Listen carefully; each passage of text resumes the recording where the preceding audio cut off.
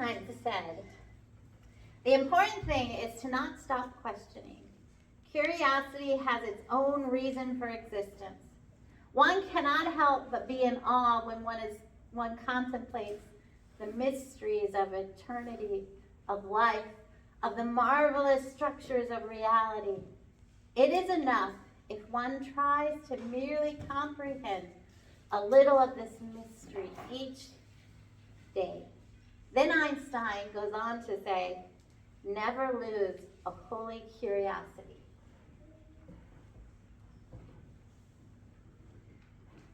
Yesterday, I spent the day at the event center trying to provoke people's curiosity. We asked the question, what do you love and hope never to lose on this earth because of climate change? What do you love? So the answers varied. Little girls said butterflies. Somebody said chocolate. But think about this. If you are curious enough about chocolate, you should be petrified now because we are in danger of losing chocolate and coffee. Climate has changed so much that they are having trouble growing it in the places that it used to grow. So that there may be an endangerment to our ability to have coffee or chocolate because we can't grow the beans. And nature is incredibly resilient, and that's why we need to remain curious. Because if you take those coffee trees, those cocoa beans, nature has a way of being able to evolve enough to the new landscape and move itself into the climate it needs. But are we giving it enough time to do so? That's the question. And are we helping nature along by preserving the ability of that coffee tree to grow? Curiosity is one of those things that motivates everybody to love the earth incredibly. So the answers varied from, I want air to breathe. And I think about this. Our current administration has decided that it is okay to get rid of all the environmental rules that came into place in the 1970s. The ones that help to clean our air. And California is bad, I'll just give you that, okay? Like, if you go to the Midwest, you don't have a haze every day that is a lot of times smog related. Y'all have some smog going on that I never used to see. The sky, I get that you have the fog layer, but there's a layer of haze that is not fog that sits in your valleys. It would be worse and was worse. Some of you can remember when it was worse, before the laws came into being. People asked questions, shared their love for what they hoped would never disappear. Native plants. Our church is doing something about that. Bringing native plants to life for the community. Bringing native plants to life on our yard. People asked questions and thought about, you could see their face goes, what do I love? And trying to figure it out, what it was they loved. The little kids were like, right away they had an answer. They were all about saving some particular thing, especially something they learned about in school, polar bears, trees. They had the answer right at hand, but the adults would sit there and try to figure it out. And for them, a lot of it had to do with family. What is it I love so much that I don't want to lose because we are in danger because of climate change?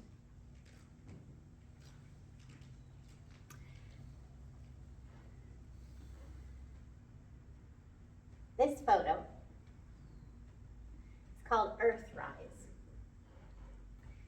It started the environmental movement. This photo was taken on Christmas Eve in 1968. Some of you may have been around to see the astronauts doing stuff, walking for the first time on the moon. Some of you may have seen it in school as they taught about it later on, astronauts walking on the moon.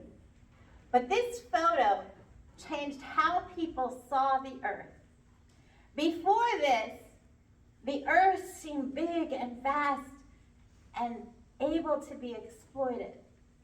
After this photo came out, Greenpeace grew up, Friends of the Earth grew up, and people started seeing the Earth as vulnerable, as small, as the only thing there protecting us from the vastness of a black open space, of a barrenness, because you can see the moon with nothing, and the blue planet in the distance.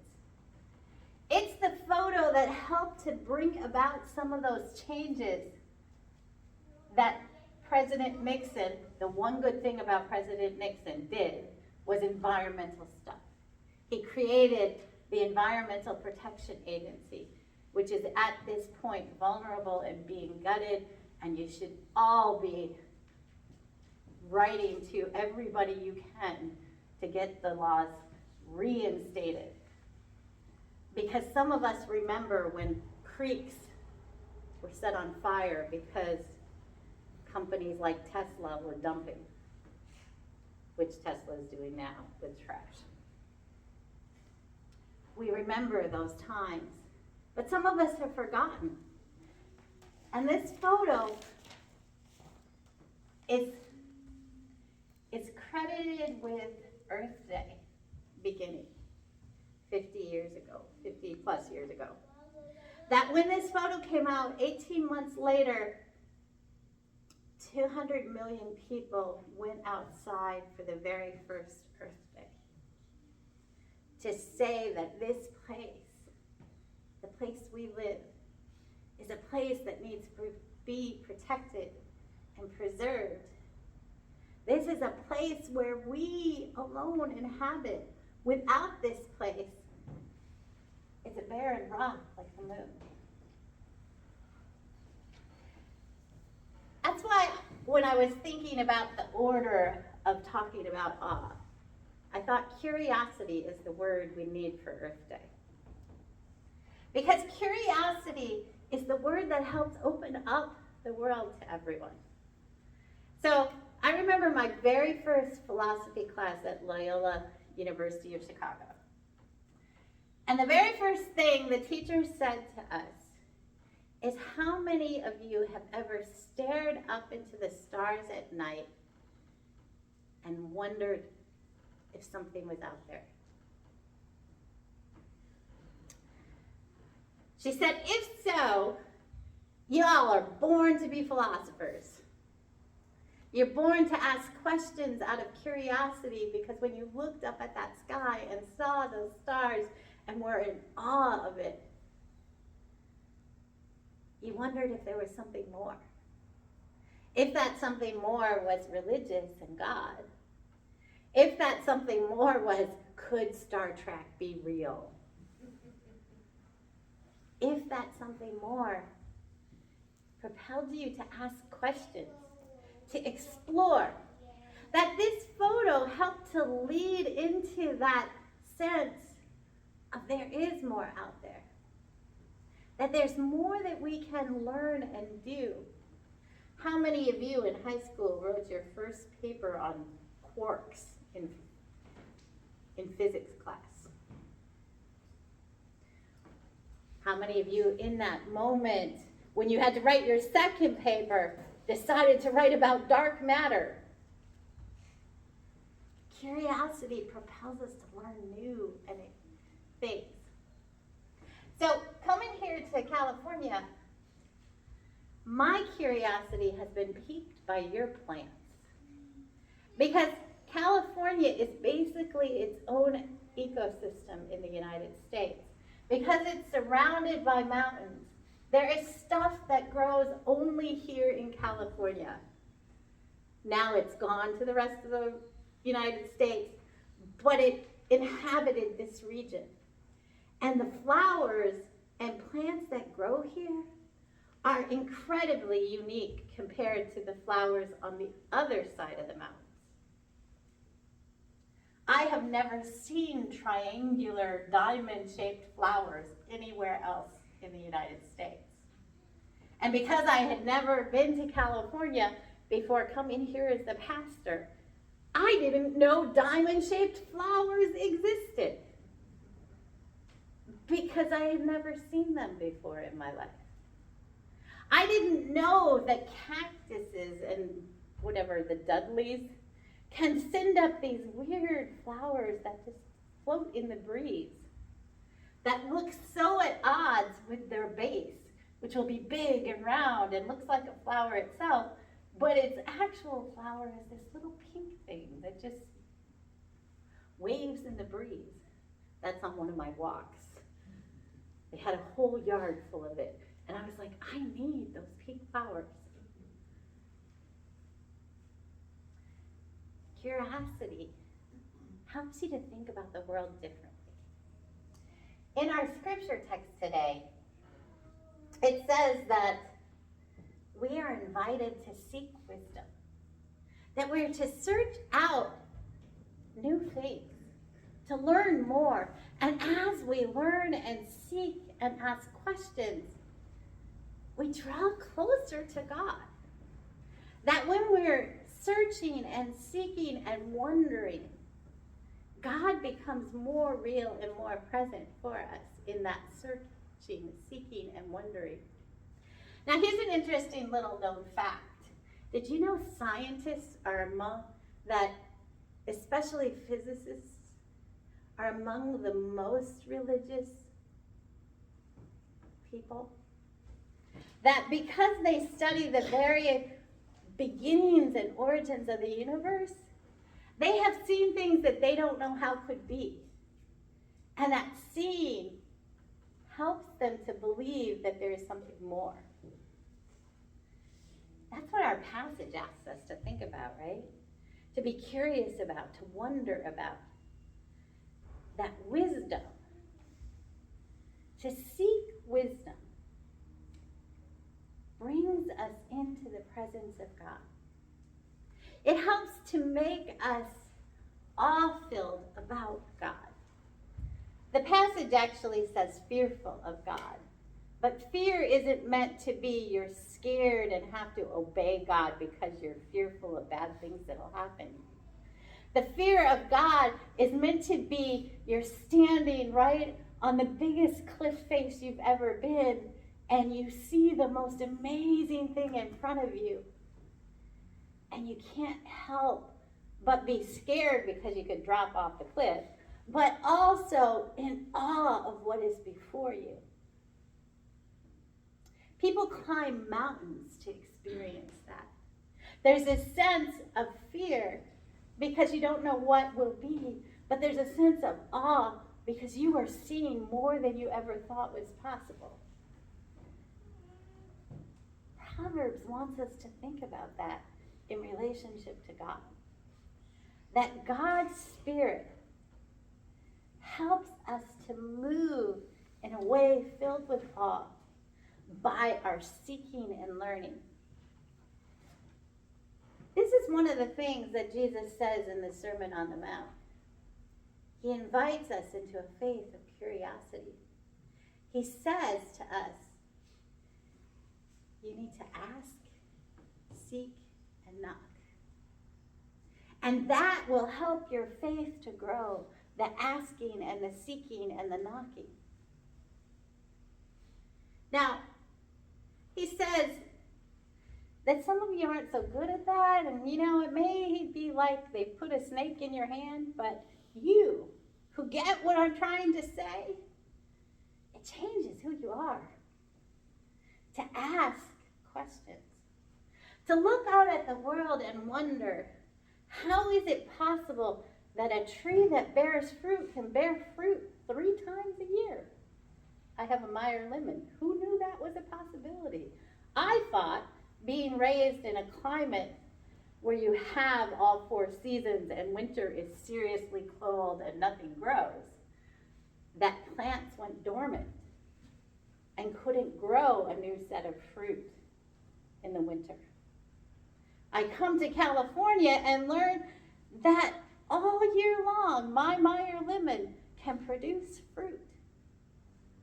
My orange tree does that too, for weird reasons of we've had it cut back at different points, and so it grows oranges at unclear times because of its being trimmed. But it makes you wonder about the amazing things that God can do. To ask questions about how does the food we get actually get produced? It makes you ask those questions as we think about all of the things happening right now, right? The news tells us that there may not be enough fertilizer to grow the food that we need to eat and sustain ourselves because a war was started for we're not sure why, because there is no explanation ever given. Or there's many explanations given, but none of them settled upon. But because of that war, there may not be enough fertilizer. But that should cause you to ask questions that it caused me to ask questions of when I read the book by Vandana Shiva from India, who in the 70s started asking questions about the way we do agriculture here in the United States and in India that has been imported, the Green Revolution. Because the way agriculture is done relies upon fertilizers and pesticides in order to get the crops to market. It creates seeds that can only be used once because they're patented, so they cannot be collected and used again. It creates seeds that will only be used with a certain pesticide or fertilizer. And so when trouble happens, say a war that stops our ability to get fertilizer, say a drought that occurs and gets rid of rain, or a rainy season that gives us too much rain, because we've gotten rid of the biodiversity, instead of having 10, 20, 30 varieties of rice, you plant one variety that is dependent upon fertilizer. And so when the trouble happens, whether it's a new pest, whether it's rain or lack of rain, because there's only one variety, it can wipe out the whole crop. Whereas when you have 10 varieties, there's a likelihood that one of those rice crops will live through it, and there will still be food to eat that year. And so Shiva argued that we need to be curious about how our ancestors used to grow things. And we need to refine those heirlooms. So the booth next to me, while I was asking questions about what do you love, the booth next to me is the organization that is planting the heirloom trees, fruit trees, that were originally at the nursery in Niles, but were allowed to die off. And they're trying to bring those heirloom trees back to show us what the fruit used to look like around here, about what was possible to be grown. Curiosity makes that happen. And curiosity allows us to ask the questions that allow us to change how we grow food. It allows us to ask questions about people who come in to the United States to work on those farms. And without them here in the United States, do we have enough people to pick the fruit and the vegetables that we take for granted that we can eat easily? Curiosity invites us into a new relationship. If we think about Einstein's quote, "Never lose holy curiosity," what it invites us into is a curiosity that asks for intellectual humility, meaning I don't know it all. And because I run up against things I don't know, my brain needs to be open to ask questions instead of shut down and want to know anymore and stick where I'm at. We could talk about that in relationship to the United States right now. Are there people who are open to learning more? And are there people who are closing down what it is we can know? How do we think about that curiosity? Curiosity has the ability to question the status quo. Why are things the way they are? It doesn't have to be this way. And curiosity pushes us towards hope. What if we could change? What if it didn't have to be this way? If we follow Jesus and ask and seek and knock, does it change how we relate to this earth?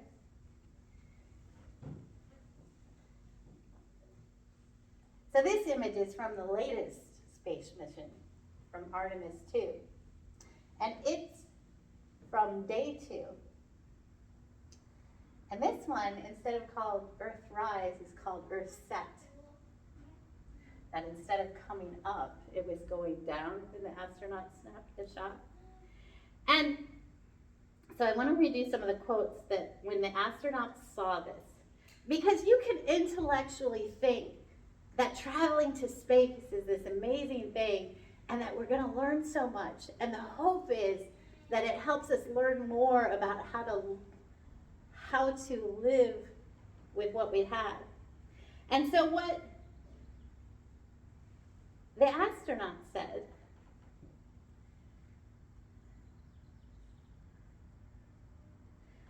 is, I don't know what we all expected to see, Wiseman said after the crew members got their first full glimpse of their home planet from space. It was the most spectacular moment, and it paused all 4 of us in our tracks. Here's what one of the others said. There is nothing normal about this. Sending 4 humans 250,000 miles away is a Herculean effort, and we are now just realizing the gravity of that. We all had a collective expression of joy, Cox said, when we saw the moon out of the docking hatch right now. It's a beautiful sight. As Wiseman said, no matter how long we look at this, our brains are not processing this image in front of us. It's absolutely spectacular, surreal. I know there are no adjectives. I'm going to need to invent some new ones to describe what we are looking out at this window. And God had a profound message once they reconnected with Earth. We will explore, we will build ships, we will visit again, we will construct science outposts, we will drive rovers, we will do radio astronomy, we will found companies, we will bolster industry, we will inspire. But ultimately, we will always choose Earth. We will always choose each other. This week, I invite you into that sense of curiosity. What is the thing that makes you want to learn more this week? Is it a flower? Is it a bee? A hummingbird? Is it finding more images about their mission and trolling them on YouTube or Instagram or TikTok to see the expressions of wonder and awe and their just inability to contain themselves when they saw what they saw? Watching the moment when one of the astronauts whose wife had died was given the name of one of the craters on the moon. What will inspire you this week? What will move you to seek out and learn something new?